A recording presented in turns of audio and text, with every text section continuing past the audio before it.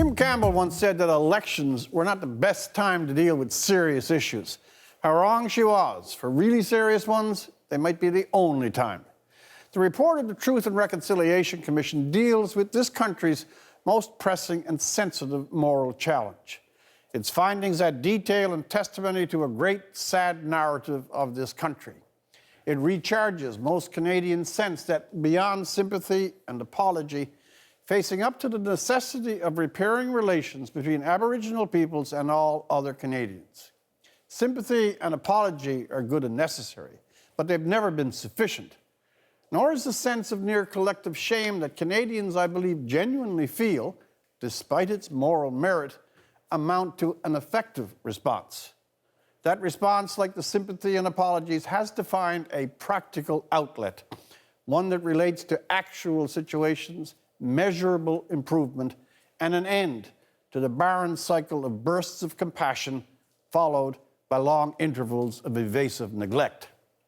That is why, in all matters beyond the substance of this report, the timing of it is significant, and why on this most central of issues in Canadian politics, the timing adds to its power.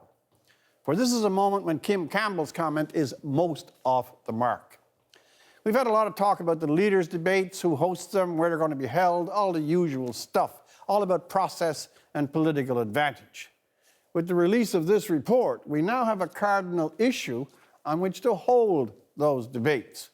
More, we have a cardinal issue on which each of the parties and their leaders have at least 6 months to give serious and considered thought on what they would actually do, beyond sentiment and lip service, to alter the patterns that have left Aboriginal peoples on the edge of mainstream society, caught in patterns of dysfunction and wide poverty, and stranded from what should be the rights and privileges of every citizen in modern Canada.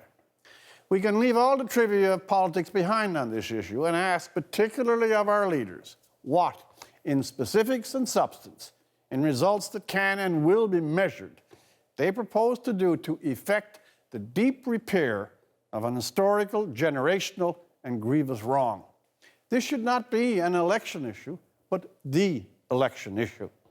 For unless the report receives the full political engagement that an election represents, unless each party offers to the voters its serious and detailed response to it, then this report, for all the attention and honorable response of the last few days, will be just one more bright flare sent up to an empty sky, something that offered a showy moral gratification for a few days, and then, like so many other moments before, was allowed to pass without the action and commitments that a true seriousness would demand.